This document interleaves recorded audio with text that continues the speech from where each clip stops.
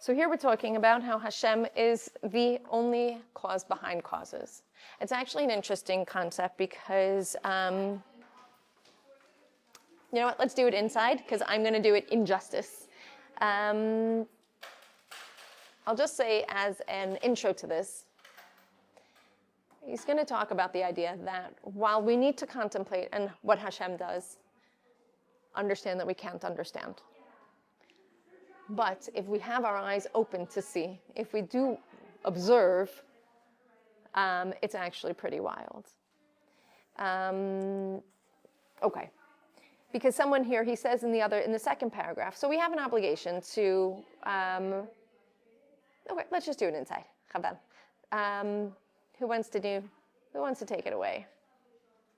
Page 67. Go for it. Simply all the prior decrees of God that were in the foreknowledge of the Creator were decreed in such a way that they have direct causes for their occurrence, and those causes have prior causes. However, someone who doesn't contemplate the manner in which the world is run, when seeing a change in reality, will think that it is the new cause that forces a change in reality, and we're being turned from one matter to another. Okay. Essentially, I'll do the next piece outside. He's talking about that. Let's take a seed, for example. If you can explain. What? What she writes, can you explain it also? Oh, yes. Yes, sorry. So Hashem is behind everything. So we're not going to be able to understand, but we have to contemplate how Hashem is behind all causes in this world. What does that mean? A cause? We see something, we have an apple seed, and we are to think, it's upon us to think, 1 second, out of the apple that I just ate, there were, I don't know, 5, 7 seeds. How many pits are inside, right? And one seed planted in the ground produces a tree that produces another few hundred apples in its first, and then this goes on, and thousands of apples are going to come out from one of the seeds from inside the apple. That's not all the seeds. One of the seeds will produce thousands and thousands directly, and then each of those seeds. So somebody just looking, so this is just the basic, very basic idea. Somebody looking at it can say, okay, it was the seed that caused infinite number of apples to be produced. But with a little contemplation, understanding that Hashem was behind that. So we can understand the causes. A cell in our body or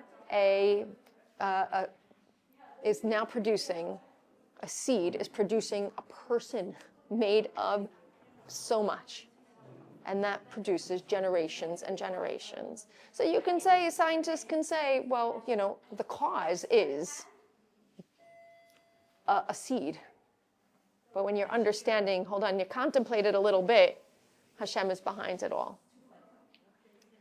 And he gives the examples of wheat kernels and how one wheat kernel is in charge of 10,000 grains. I'm saying it's you contemplate this and you're like, yo, Hashem, you're unbelievable. It's wild.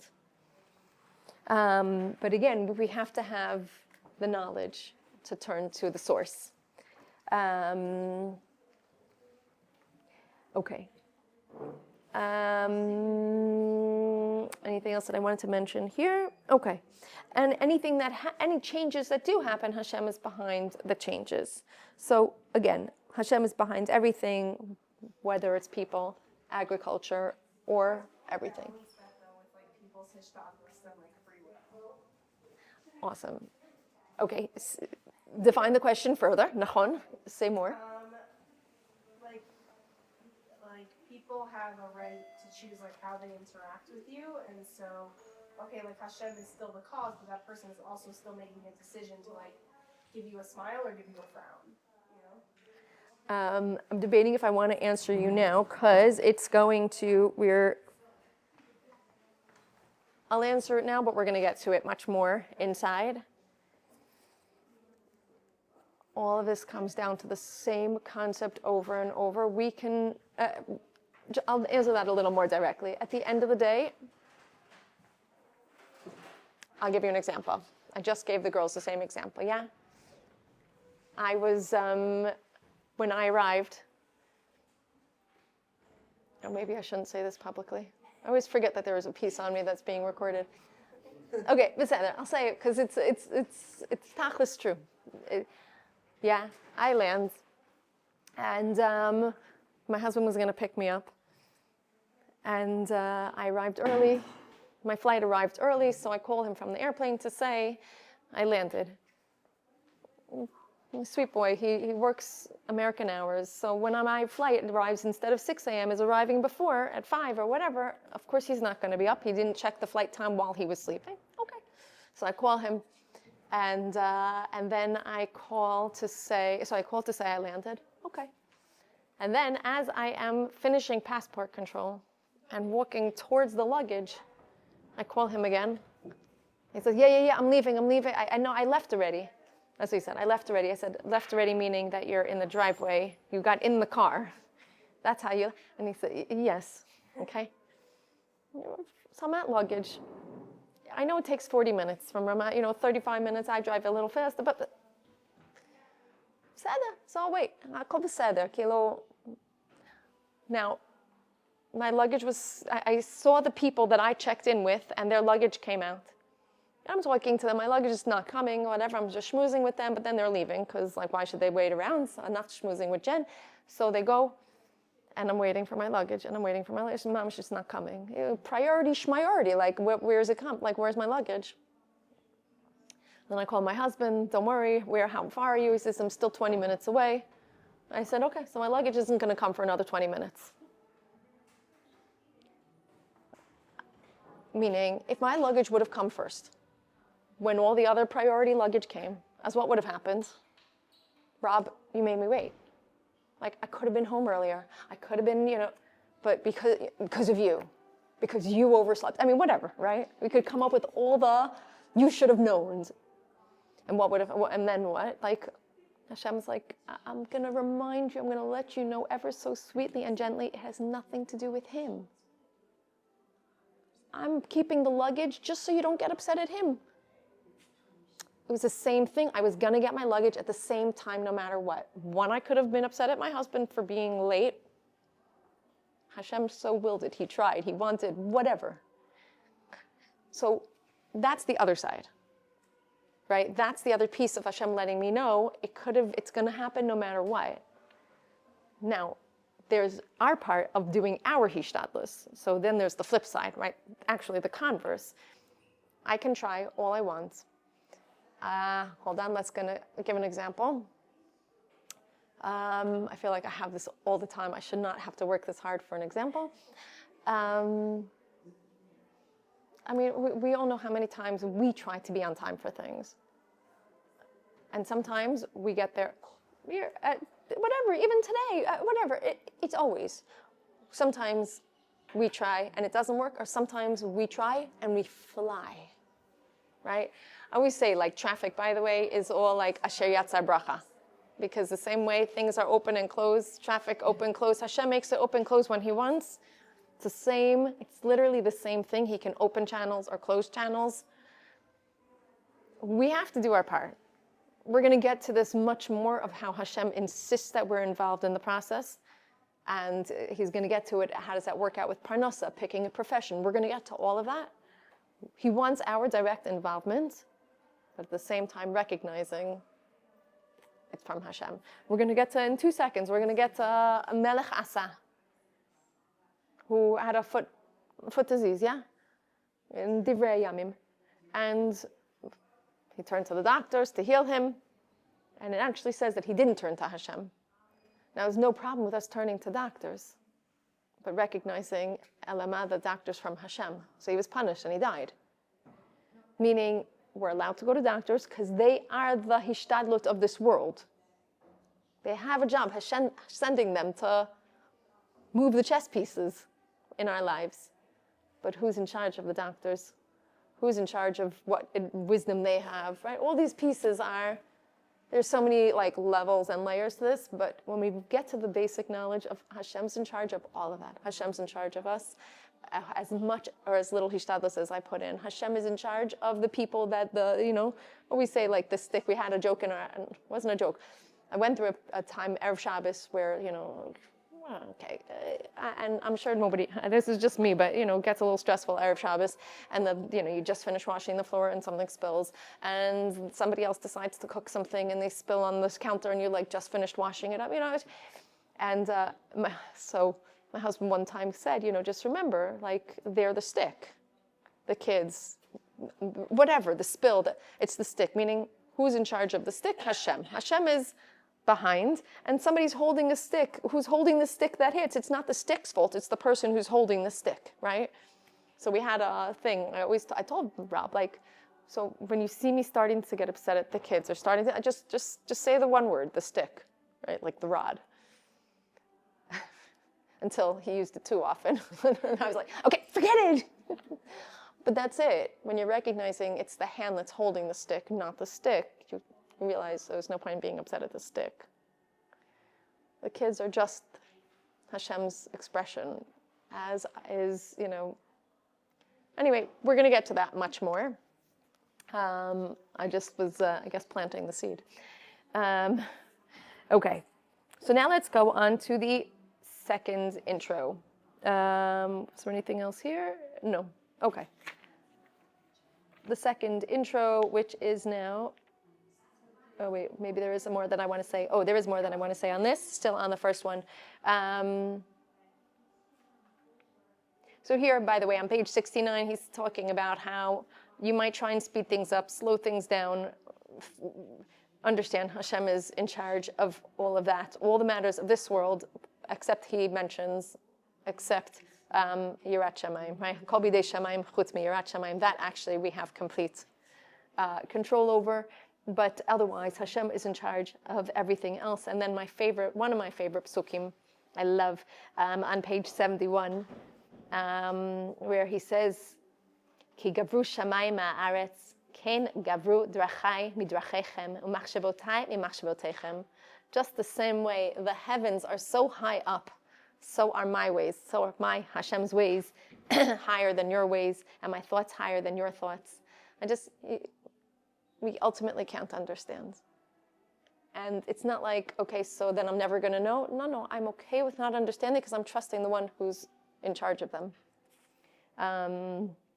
Okay, now we're going to get to the no lip service, complete trust in Hashem, and it has to be internally pure, internally true, and even if it's not, Hashem knows. When it is and when it isn't, Hashem knows. I'm going to just give actually let's do it a little inside first, and then I will explain something else. So here, page 71, second introduction. Anybody want to take it away? Go for it. Complete trust, is that where we are? Yes. No lip service. Having said that, the first introduction necessary to HaBitachon is full comprehension of how only God possesses all seven qualities that are needed for placing trust in another being. The author now continues with the second introduction. A person must internalize the fact that God knows all his thoughts, deeds, and misdeeds, and knows if a person's bitachon is genuine or merely lip service. Okay, so the second intro is really, again, he's going to give 5 introductions, so we still have a while to go. But the second intro is really going to be discussing Hashem knowing our thoughts, our feelings, our most innermost, right? We say this how many times over Rosh Hashanah and Yom Kippur, Hashem, you know my innermost thoughts and feelings, nothing is hidden. Maybe I'll do this a little outside because I really want to move forward a little bit, but I'll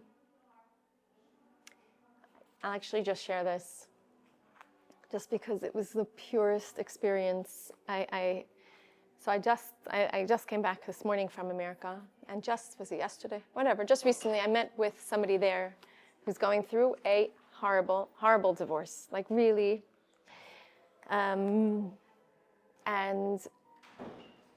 she's literally owed millions of dollars. And if she feels that if she gets the money, then she can move on with her life. Baruch Hashem, she's divorced, she has the get, but it's in this case, in this court, and she just feels like she can't leave the area, she can't go, move on. And then she starts crying. And she starts crying because she says, I just love Hashem so much. I know He's in charge of everything, and I'm upset at myself that I'm even questioning. I'm upset at myself that I'm even a little bit upset at Him. And she's crying and crying that she's upset. She's upset that she's upset at Hashem. That it just can't be simpler, and she can't just move on. It was so pure. Like, after she's been through a lot. The millions is like the least of it, okay? She's been through so much, and she's upset at herself that she has the tiniest bit of taina on Hashem. I started crying because halavai, I could reach such a level with such niseon and really not have any of. Ultimately, by the way, fast forward, I said, what if it wasn't $5 million, but like $500? Would you just pick up and leave and say it's not worth waiting around till this is resolved? She's like, yeah, of course. I said, what if you have to wait 20 years instead of 2 days or 2 weeks what if you have to stay here and wait around for this for another 20 years? Would you wait? And she goes, no, like I can. I see the quality of my life. I said, who's in charge of his money? I said, I can't tell you what to do, but who's in charge of his money? I know we're talking millions, but be'enei Hashem anachnu yodim, 5 million or $5 is the same thing. I'm speaking to her like this because if she's already crying that she's a little bit of upset at Hashem, I can talk to her like this. And at the end of the day, this is bitachon. If she's supposed to get all that money, it'll come to her. If it's not, what is the point in stopping her life if it's not going to come to her anyway? She's doing all that she can. She's doing her hishtadlut. She's working with lawyers, all that sort of stuff. But at the end, said, if he had a bunch of zeros knocked off of that 5 million, would you still wait around? And if you know that who's going to be the one to give you the money, not him, but Ribono Shel Olam, is it worth waiting? I know what her answer is, and Be'ezrat Hashem, she'll be kilu. This is understanding. I just thought that her inside was so pure. Some of us, and here, by the way, when he says no lip service, Hashem knows your innermost thoughts, it's okay when we question Hashem. It's okay, meaning if somebody's not holding with their bitachon yet, as beseder, we're all works in progress. And it doesn't mean that Hashem's going to see, oh, you're not trusting me 100%, forget you. No. What he's saying is don't pretend one thing and do another. Don't pretend you're malei bitachon and not be. If you're not holding, ze beseder. Everybody's on there. I tell my kids all the time, we're under construction. We're work in progress. And we have ways to go, otherwise Hashem won't. But to not pretend. Hashem knows to say that, no, I trust Hashem. Okay, yeah, let me go take the extra $5 because I don't really think that He's capable of giving it to me. I need to steal it myself. The idea is when we say we have, or when we say we're struggling, when we say I'm working on it, it's the honesty. And that's what Hashem's asking. Okay. And by the way, this is where we get to these parshiot, this parsha, Bahar, Shemitah. I feel like I'm jealous of the farmers that, I'm jealous of farmers that have it so, that their bitachon becomes so tangible. I don't know, I try and think, what is another comparison of the farmer and Shemitah? I don't know, is there another way that we can learn this, that same concept if we're not a farmer? It's hard. I mean, if you didn't work for a year, it's part of it.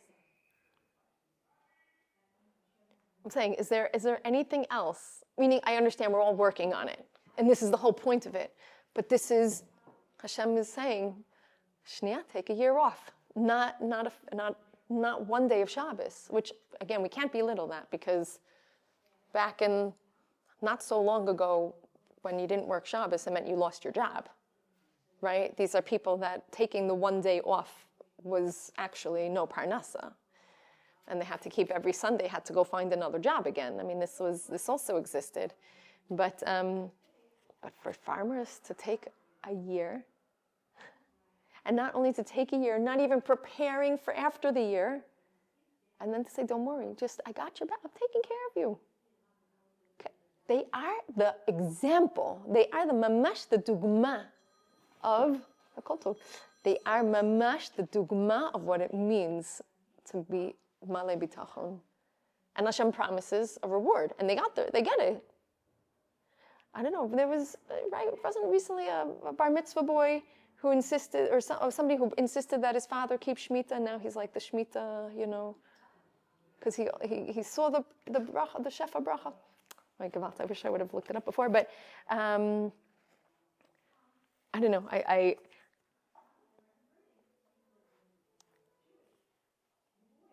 For the farmers to do this, it's.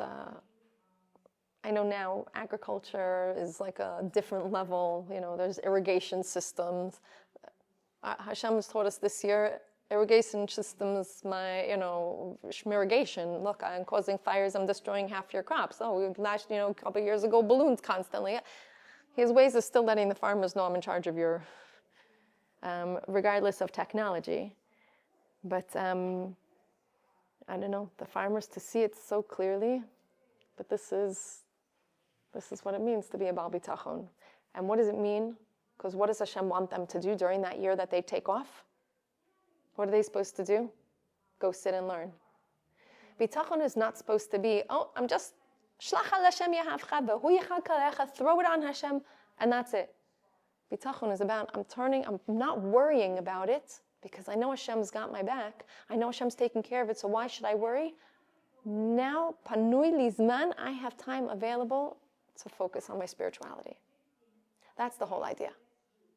That's the whole idea of bitachon. When you're turning to Hashem and you're not worrying, yes, you have mishivas nafesh, yes, you have calmness and serenity and all that, because you're not stressing the same, and understanding Hashem's hand is the one that is in charge of it all. But the point is that then you're, so now I can just sit and daven to you. I could just, here, these hostages. It's unbelievable. Did you see this video of Omer Shem Tov? This is bitachon, okay? Omer Shem Tov, a hostage that was recently released. Not a tea-dressed person from the outside. Understand what happens in these tunnels is there are no klipot anymore. There are no barriers. Everything is, you see the truth in front of your eyes. And these videos now are coming out of Omer explaining that when he would talk to Hashem in the tunnels, the first thing he says? Abba, ma shlomcha? Abba, איך אתה מרגיש? First of all, just opening conversation. Who are you talking to? I'm talking to Abba. How's your day today? And then he gives a list of thank yous. Thank you that I'm able to breathe. Thank you that I got some food. Thank you that my body is working. Thank you, thank you, thank you, thank you. And then comes the shopping list. Shem magia lo. Please watch my family. Please let me come out. Please let them be safe. Please let me be safe. Please let me survive. But what is bitachon doing for him? It's giving him time to turn to spirituality. It's giving him time to work on his relationship with Hashem. When he's recognizing Hashem is in charge, panui lo zman, to say, whoa, makdish li zman, to sit and talk to you, Hashem. It's and this is what it means to be a Baal Bitachon, to say, like the farmers, I'm going to go sit and learn now. I'm not worrying about it. Hashem's got it. Okay. Okay. Let's go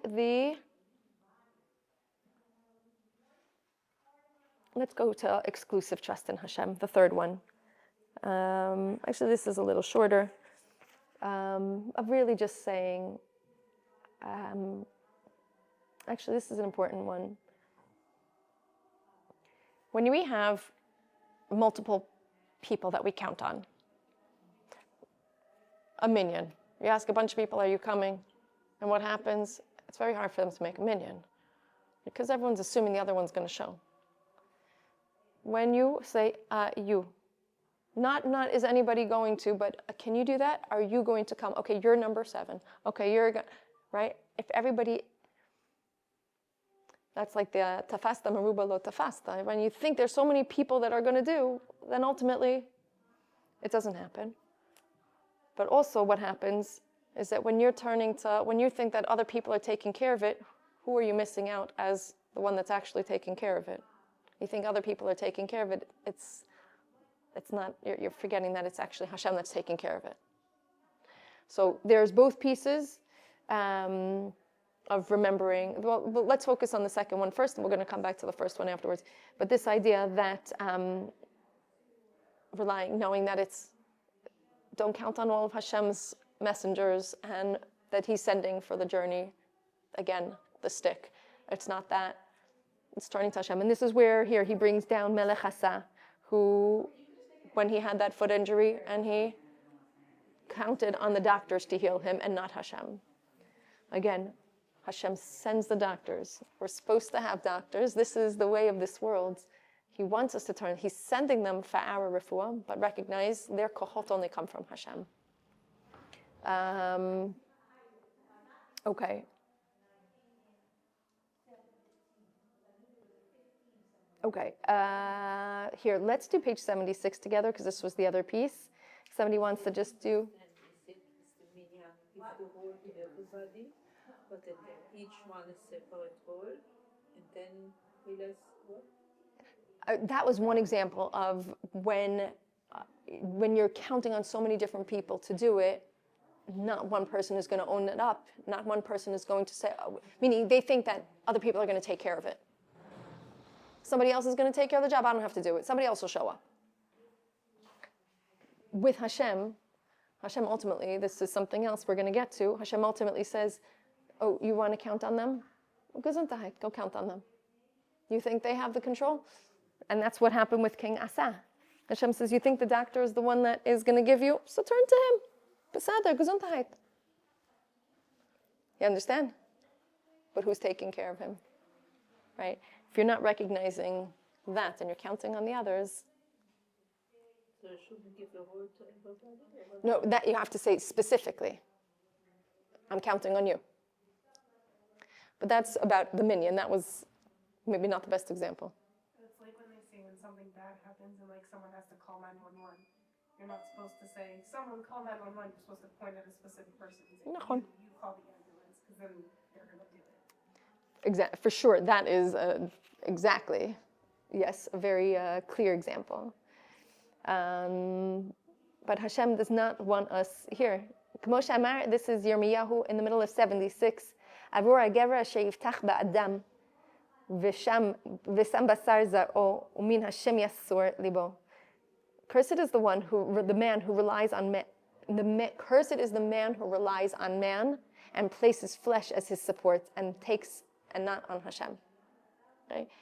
Ashrei Adam, but this is, we're supposed to be counting on Hashem, not on the others. And give somebody. So here, that example is saying this person is in charge.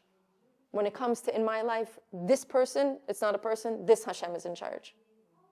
You call the person what you mean Hashem? Yes.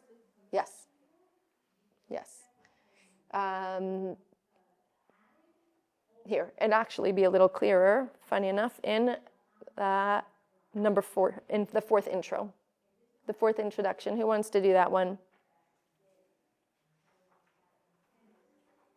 This actually gets to the Hishtadlus piece a little more. Anybody want to do that one? Be Hashem's servants?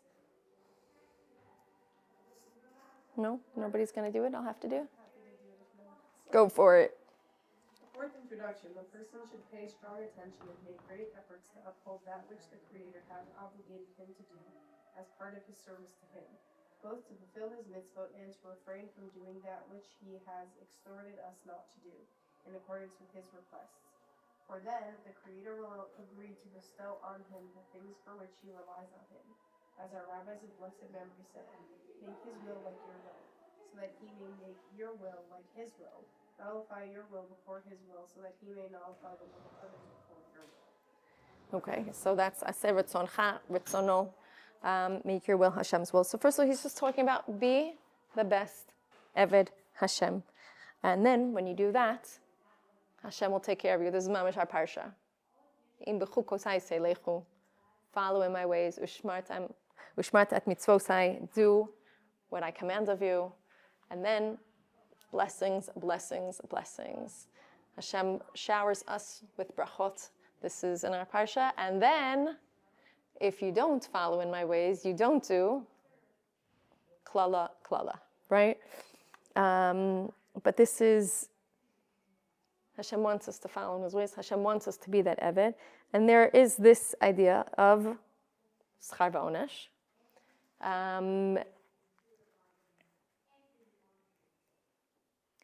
But then we're going to start discussing the idea of what happens when a sinner, somebody who's stealing completely trusts in Hashem that it's going to work out, that he's going to get the money. What do you think? What? He has so much faith that Hashem is going to let him get away with it. No? Talks about this.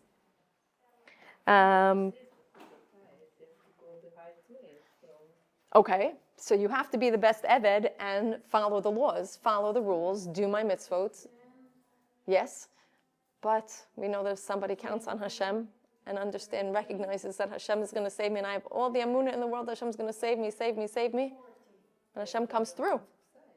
What? But he's on the wrong side. But he's so much amunah. Then we can learn from it. And he has such a strong ratzon that, if we had that strong ratzon and we're so focused on something, then that's usually when we come through with our.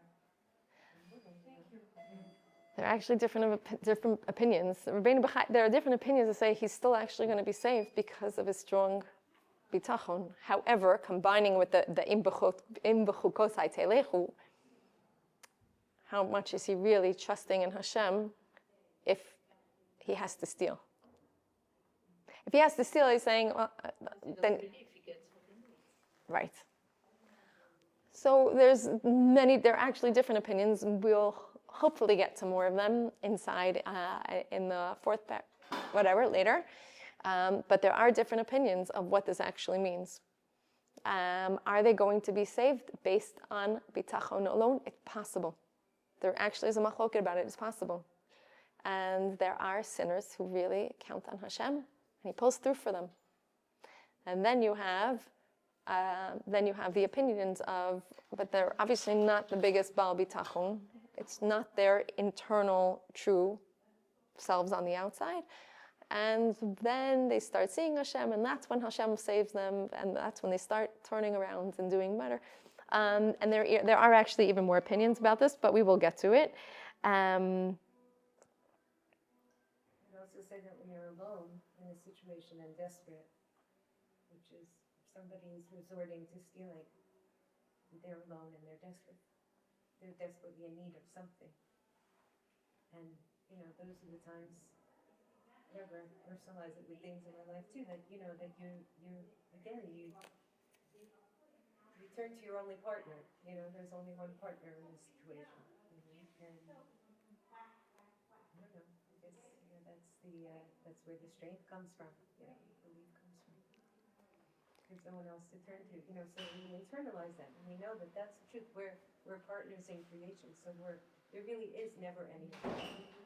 I was a divorced mom with 5 kids, so there really was no one else, from young ages.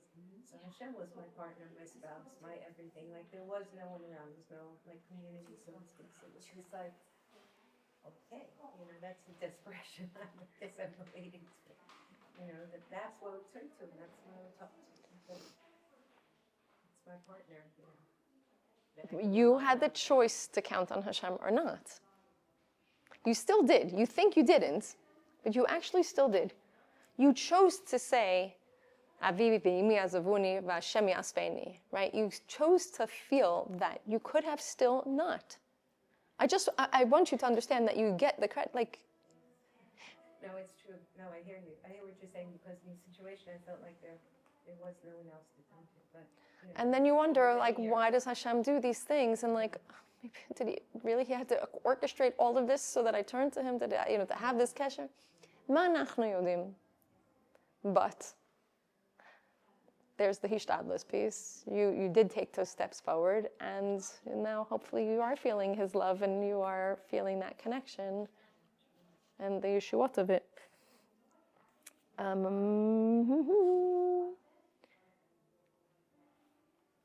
Okay, let's do, I'm debating just how much more to do inside versus outside. Actually, interestingly, by the way, anybody who has the book, on page 78, he goes through some more of the opinions of, in the interpretation at the bottom, different mefarshim as far as what does it mean that somebody can sin and have bitachon. We're going to get into it later on in another chapter, Befeirush, but he brings it in over here. Okay, let's go here now into the human effort, the fifth introduction, because here is where we're going to start getting a little more to that hishtadlus question.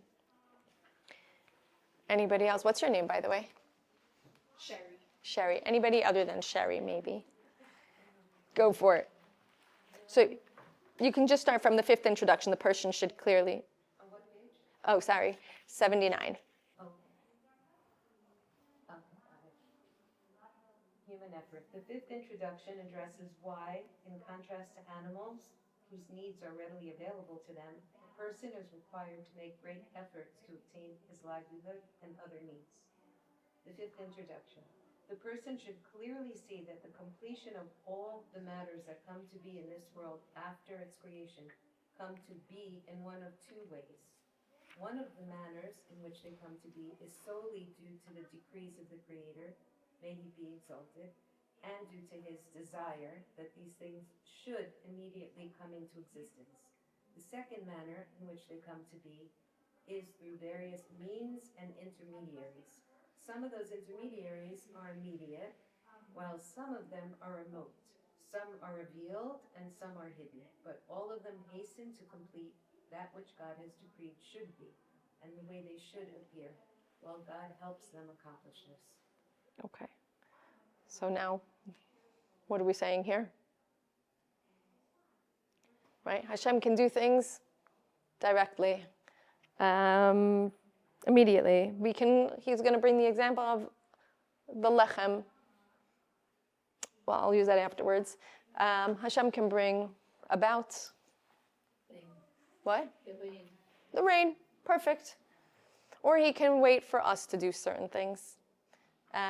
So he gives the example of lechem mina aretz versus lechem mina shamayim. Right? The man versus our involvement. Again, where's it all coming from? Still. It's all coming from Hashem. That's all part of the... it's all part of understanding. It's all coming from the same source. But the lechem mina shamayim, it's literally just falling, right? You have the man, lechem mina aretz. How much work has to go into it, right? We are supposed to hold the bread with our 10 hands, to think of the 10 different processes that go into making this loaf of bread. And again, like we discussed before, the cause of the causes, Hashem made all this chita from one kernel. It's mind-boggling. But he wants our involvement. He wants us to be involved in the process.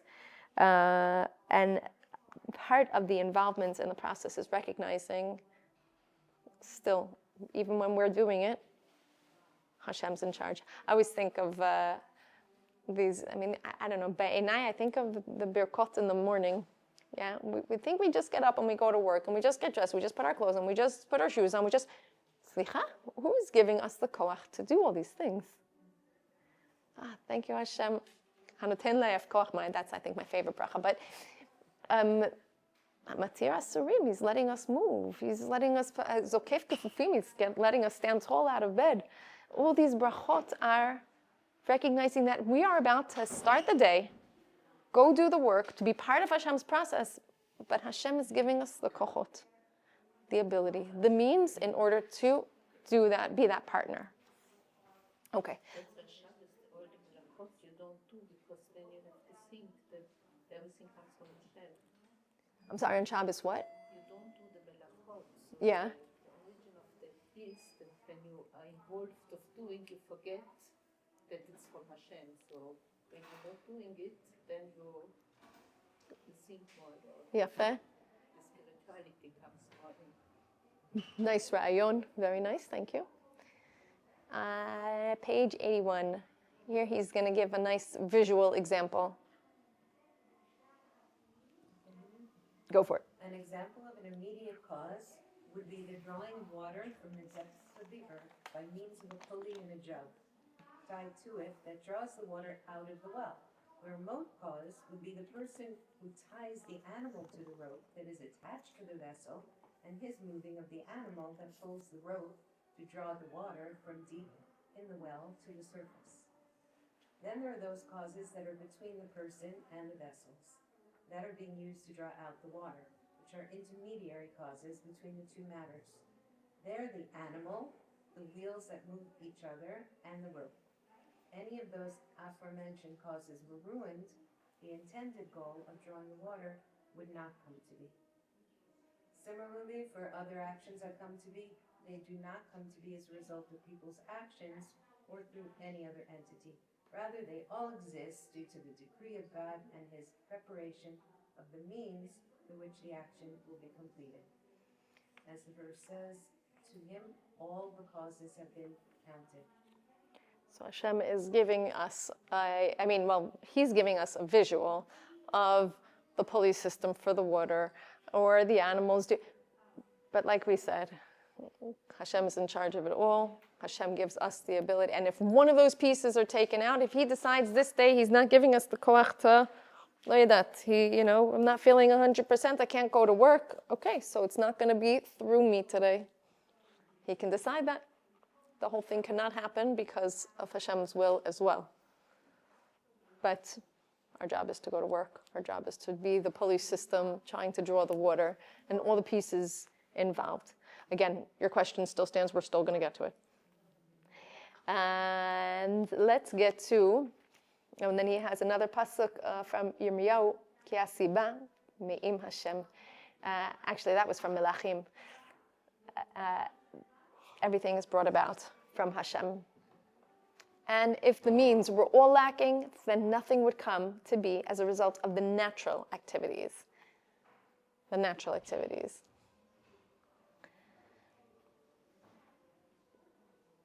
Okay, let's do human invention. Human intervention is often needed. This is where we start getting to the next piece. Actually, we have a few minutes. Let's see. Let's do this. Yeah. And then we get to, I'm going to save the reason for human effort is for next week. So we're just going to get to the last bit here. Who wants this one? Proof that human intervention is often needed. Come on, anybody else? We've got more people with a book. English or Hebrew? You want Hebrew? You can do Hebrew.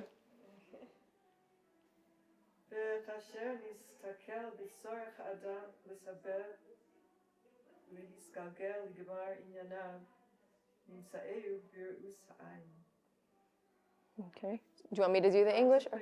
Okay. Needs and how he's required to engage in various means and to exert himself in order to obtain his needs, then we will clearly observe this to be the cause that without the various means, the matter will not come into actuality. Okay. Carry on. Ki hatzarich el hamazon kisheyusam b'fanav hamachal karaui lo im lo yisgalgel le'achlo v'hagbahatso el piyu v'la'aso lo yishaver ravono v'chein hatzameh b'tzarko el hamayim. For when someone needs food, even if the food is placed in front of him in a state already fit to eat, if he doesn't exert himself to eat it by raising it to his mouth and chewing, he will not satiate his hunger.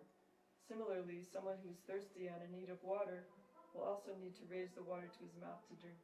So this isn't even like, oh, I have to go out to work to make the bread. This is, no, the food is in front of you. You actually now have to be involved in getting it from your plate to your mouth. And then after it's in your mouth, you have to have the teeth in order to break it down and to keep chewing the muscles in your jaw to make that all happen, the tongue to be moving the food around your mouth.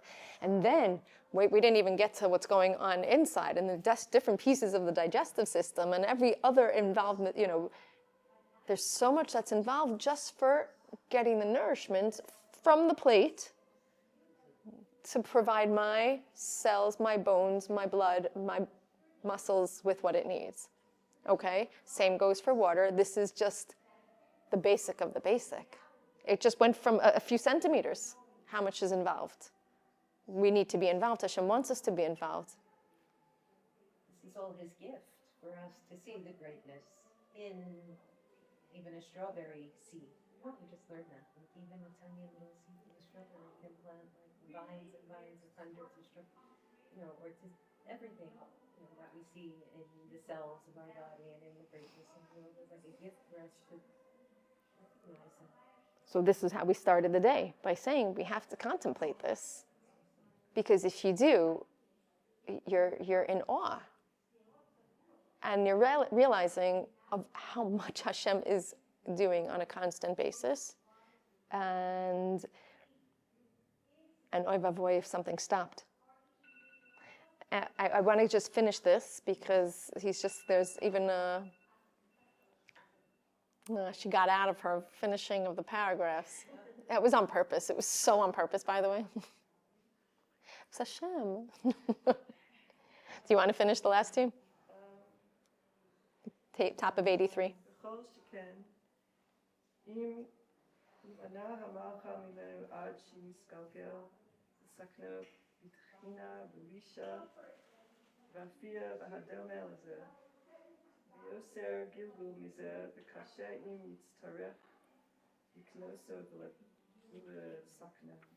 All the more so is effort necessary if the food is not ready for him to eat, so that he's required to exert himself to prepare it by grinding the flour, kneading the dough, baking the dough into bread, and the like. More exertion than this will be necessary, and it will be even more difficult if he needs to buy it as well as prepare it. Yoser mizeh od, imlov yizdamulo hadamim sheikneu sobahem, yitztarech gidul l'sibud gadol mima shezakarnu kodem, yistaker b'damim o sheimkor mashu tzarich lo, chafatzim v'kinyanim v'chayotze lahem. Even more exertion than this will be necessary if he lacks the money with which to buy the food. In each case, he will need a far greater exertion and involvement in various means than that which has been mentioned earlier. But then, required to hire himself out for work, to sell some of his objects and possessions more to live. So you see how he's building the case. He's building the case by not just starting with going out to work, because then we can say, come on, Hashem, why do I have to work? But he's starting the case by what's a few centimeters in front of me. I'm not working, I'm just I have to be involved in getting the food from my plate to my mouth. And then, oh, fine, so if I want a muffin, I have to make it myself, or okay, so there's a little more work that I have to do. It's not just the muffin is not just going to show up, on my plate. I had to prepare it. That's in human involvement. Oh, and then if you had to go to the store, and then you had to work for the money to go to the store. So he's starting with something that nobody would argue, that I have to be involved to get the food from the plate into my mouth. So then we're going to build up to the human involvement of why do I have to go work? Why can't Hashem just give me the money? Why do I have to study so hard? Why can't Hashem just make me smart without it? Right? Why does he want our involvement? I'll just give you a little insight before we get to next week. There's Dr. Pelkovitz talks about this, I think a lot, but he gave an example of like, if I show you 24, I think he used that, 24 slides, a PowerPoint, and 4 of them are a little blurred. before the screens are a little blurred and you're trying to, what does that say, right? At the end, those are the ones you're going to remember the best because you've worked for them, right? And this goes, as soon as you have to invest any effort into something, your entire appreciation is different. I'm pretty sure I gave the example of Keith Jarrett. Keith Jarrett? No? He's a very famous pianist, as I'm listening to the music in the background. Keith Jarrett. Keith Jarrett. Right? He is a pianist, world famous. He was giving a performance in Germany, Cologne. So this is 1975. It's actually, I think there's no way I'm using this. And he says to the person who organized the event, you got to go and you got to go get me a new piano. It's like, I think like a newbie 19-year-old or something. And she's like, doesn't know what to do. She wants to And she's like, I've tried. There's no other piano. And he was threatening to not perform. But he realized thousands of people are coming. Like, what is he supposed to do? And with half the keys missing, half the keys broken on this piano, he does it anyway. In fact, if you listen to I've watched the video, he's sweating. He's pounding because the keys are not all working. Pounding the piano, working like crazy. You see his everything. His kishkas are put into this concert. And it became his #1 best-selling album. His top performance he's ever done. Because half the things were missing. The work he had to invest was so much harder than any other concert any other piano piece he's ever played. So there's something about needing to do work. And what work does for us is not the way of the Western civilization world of like, let me just look up an answer on ChatGPT, but amelim, the idea of amelim b'Torah. And that is the Torah hashkafak way of you got to invest a little. There's a story about Yitzhak Perlman, who was at Carnegie Hall and his strings broke, I think, and he continued performing. Yeah. And also, if I'm not mistaken, you also saw him there, like, working even harder. What am I going to do? My string broke, Yeah. Yeah. Can I just, do some people have to try harder than others for something because it's a lack of bitachon, or that's their mazel? Say a little more specifically. Some people have to wait longer for something in life. Some people have to try harder. For their shidduch, for their health, to have babies, for their nachon. Yeah. Some people do get it. Who knows? It's not because of bitachon that it's like that, and it's not because of mazel. This is why, lo yadat why, but we'll see how we respond to that. That's the bitachon. Yes. Using bitachon will give you consolation while you're waiting for the thing you're waiting for, or? Using bitachon, it's not saying, so let's tap into bitachon now that it's not going well for me. Like, my kids are driving me crazy, so I'm going to just turn to Hashem now. But when we can say, this is what Hashem is giving me, and he obviously, I know he knows what's best for me.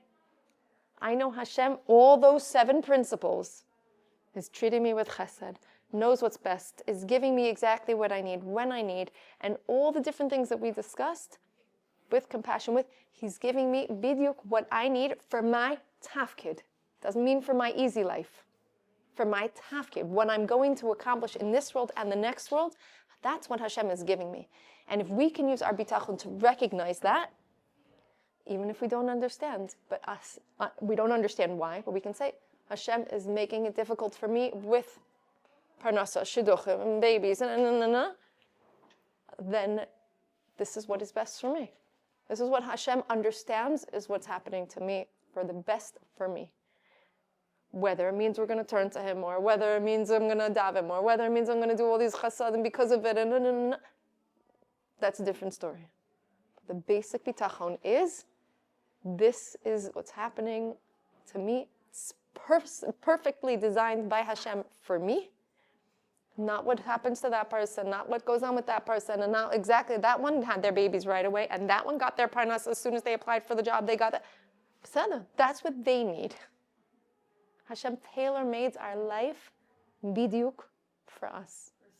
But also when you have whatever happens to you, you get also the kelim to cope with it. For sure. Yeah. Hashem gives you what, That you can cope with it. And sometimes it's easier to cope and sometimes it's harder. Yeah, that is But yes. that you say to yourself, now that okay, I got this, so it's for me, I can handle it. No. That's the piece of bitachon. Whatever challenges we do have, whatever greatness we are blessed with, both sides. That's all because somebody has loads of parnasa, they can still have tsaros with parnasa, right? Somebody can. It goes both ways, and every bracha can also be the klala. Every klala can also be the bracha.